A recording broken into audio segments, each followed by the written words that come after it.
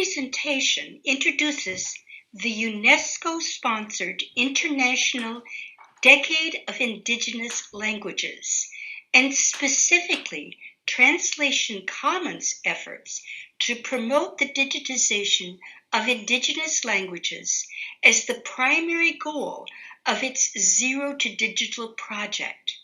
My own personal contribution has been to coordinate the creation of a terminology guideline. This project follows on UNESCO's Year of Indigenous Languages project, which was planned for 2020 and is co-sponsored and facilitated by UNESCO and the United Nations with the support from member states, NGOs, many academics, Indigenous language groups, and not the least an array of tech companies such as Google, Facebook, Adobe, Microsoft, and others. When I speak of Indigenous languages, I often invoke the image of the long tail of languages, where most of the people in the world speak between 10 and 23 of over 6,500 or even 7,000 languages, as recorded by entities like the Ethnologue. These few languages include English, Mandarin Chinese, Hindi, Spanish, Standard Arabic, Bengali, French, Russian, Portuguese, and Urdu. Most everyone speaks languages in the top 300. Out in the long tail, 2,000 of the languages are spoken by fewer than 1,000 persons each. 40% of these languages are endangered and may be gone by the end of this century. They are scattered across the world in Africa, Asia, Australia, Europe, and Oceania. Only 1,000 of the world's languages have been digitized, which means that people who speak as their native tongue one of the languages in the long tail generally have to learn and master a dominant language in order to use any kind of digitized equipment or devices. These dominant languages frequently reflect patterns of colonialism.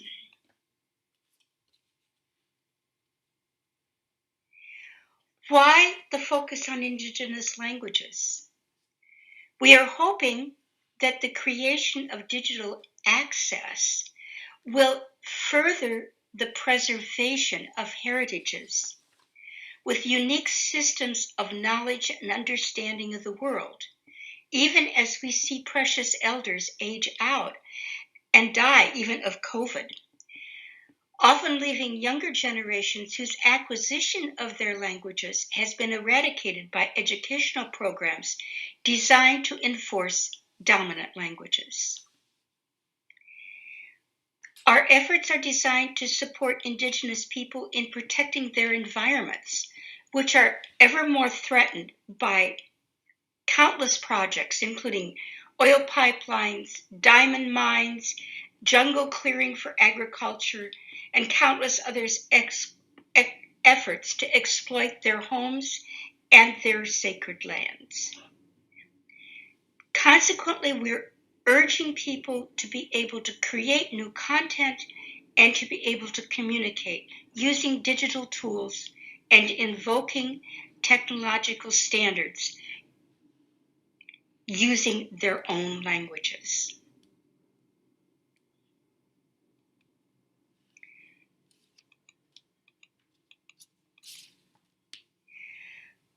As noted, our goal with language technology is to enable communities to digitize, to use modern media. The purpose is not only to enable them to use the internet, however, but we also want to encourage young people to honor their languages and their culture, and to be able to use technology in order to create new resources and to apply the digital applications that they are mastering in their education. This slide is an early one that we created for the initial work in 2020 and covers a wide range of activities. It's presented as a kind of workflow, but this doesn't mean that activities have to proceed in lockstep, in order, as presented here. For instance, some languages already have fonts, already have scripts, others have none. So depending on the availability of resources, it's possible to begin audio recordings and fieldwork to collect information on languages, even before the work has been completed of creating a font, creating keyboards, registering a language with Unicode, and implementing all this technology in applications that can be used by the speakers of the language. Translation Commons has put together a variety of experts in not just linguistics, but also in technological matters and terminology management, graphic design, and a full spectrum of other activities in education in order to implement the technology that is needed by individual groups. We have engaged experts all over North America and Europe, but also scattered all over the world.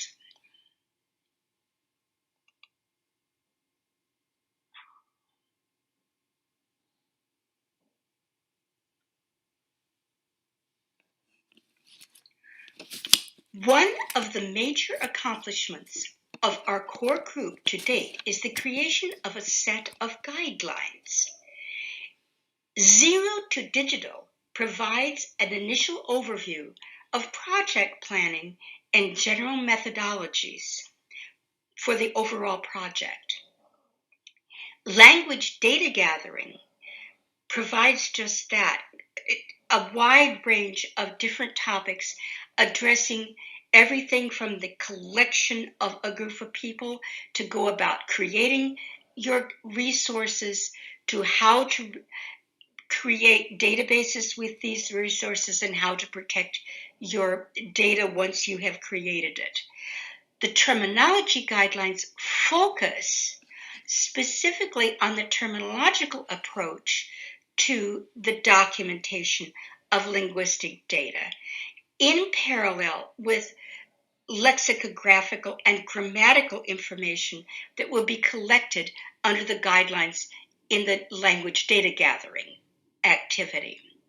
Machine translation guidelines will address the kinds of activities that can be taken on in order to create by-text resources to support eventual neural network translation, machine translation, which is a goal of many, frequently of many who don't understand the vast resources that it takes to truly do this effectively.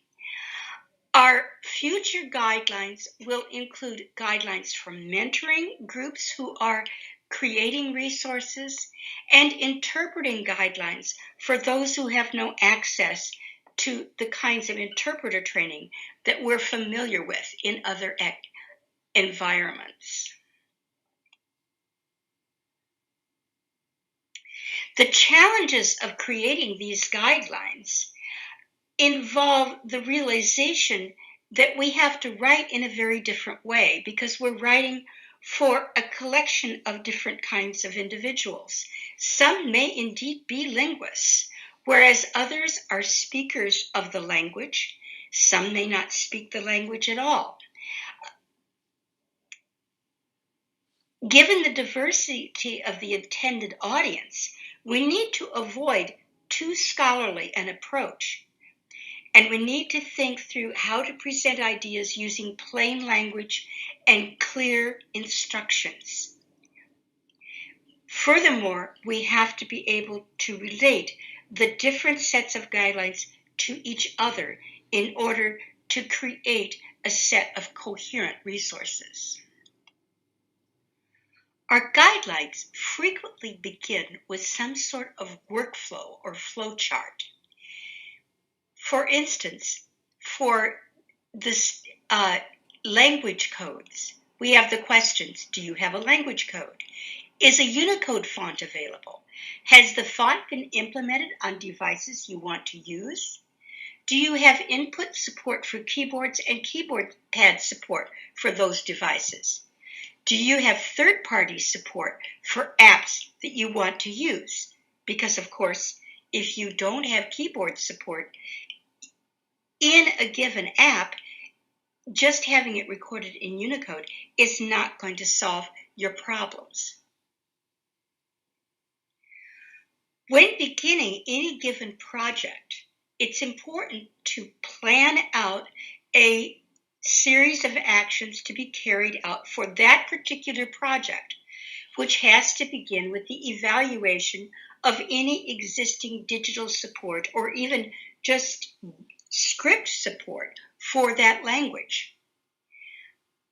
Suggest approaches to your collaborators that can be used to develop basic digital language support using a new script.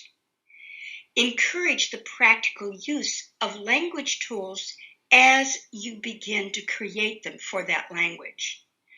Point to the available tools and techniques that could exist and discuss how you can create new applications for that language. No matter what you are doing, you want to engage community members and ensure that the community is on board with decisions that are made either concerning language or the evolution of tools. All the way through, we have hopes to be able to provide technical support in order to enlist a wide variety of individuals in creating your support tools. In the creation of the terminology guidelines per se, we begin by invoking some of the same points that are cited in the earlier guidelines and move on then to analyze the status of digitization, if it exists at all, when we get to the terminology management stage. In some cases, we'll have to track back in that workflow that I showed you in order to pick up on certain bits and pieces that may have been neglected along the way. We focus on how to collect language samples, how to identify words and terms in the context of the evolution of a grammar, but then moving on to the terminological view, where we look at concepts, identify how they work in the language, which may be very different from languages with which researchers are familiar. Then moving on to create new terms. And here we see an example of a Cherokee word, which in Cherokee means lightning paper and reflects our electronic mail. The creation of terminological resources will then become an important step toward creating resources that can be used if and when we are able to use CAT tools to translate, to create bytext that can be used for machine translation.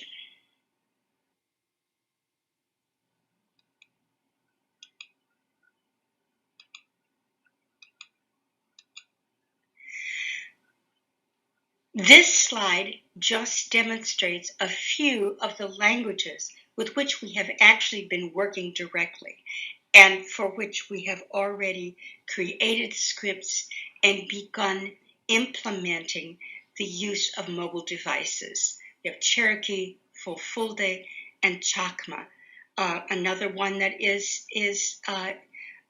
very far along in its activity is Sunawar, another language of India.